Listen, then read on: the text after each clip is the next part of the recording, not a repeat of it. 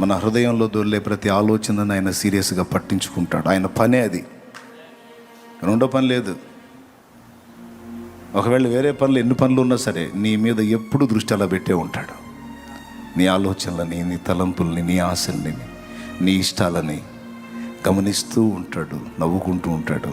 తగిన కాలం మంది ఒకటొకటి మొత్తం నీకు ఇస్తాడు.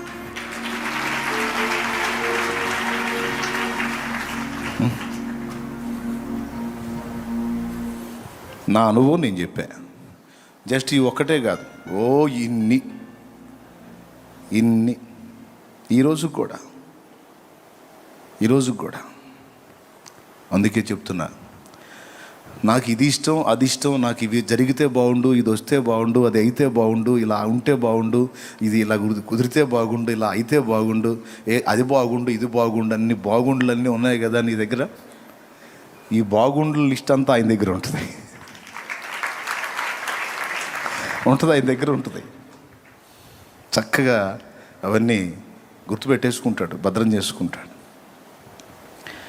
సరే, ఇది బాగుండు, అది బాగుండు, ఈ బాగుండులన్నీ నువ్వు పక్కన పెట్టేసి ఆయన ఇష్టాన్ని వెతుకుతూ ఉంటావు చూడు. ఇట్లా చేస్తే ఆయన సంతోషపడతాడు, ఇలా చేస్తే నా ప్రభు ఆనందపడతాడు, నేను ఇలా ఉంటే ఆయనకి ఇష్టం, నేను ఇలా చేస్తే ఆయనకి ఇష్టం అని ఆయన ఇష్టాలు వెతుకుతూ ఉంటావే, ముచ్చట పడతాడు, మురిసిపోతాడు. ఆయన ఇష్టాన్ని వెతుకుతున్న నీకు, ఆయన చిత్తాన్ని వెతుకుతున్న నీకు దాచిపెడతాడు. నీ ఇష్టాలను నెరవేర్చడం కోసం దాచిపెడతాడు ఆయన. వెంటనే అందాల్సిందైతే తక్షణమే అందేటట్టు చేస్తాడు. కొంచెం టైం తీసుకోవాల్సి ఉంటే నువ్వు ఆశించిన దాన్ని అలాగా దృష్టించి మౌనంగా ఉంటాడు. తగిన కాలమందు నీకు ఇస్తాడు. ఎట్లా అంటే లేఖనమే చెప్తుంది, అడుగు వాటి కంటేనో ఊహించు వాటి కంటేనో అత్యధికముగా దయచేయగల దేవుడు.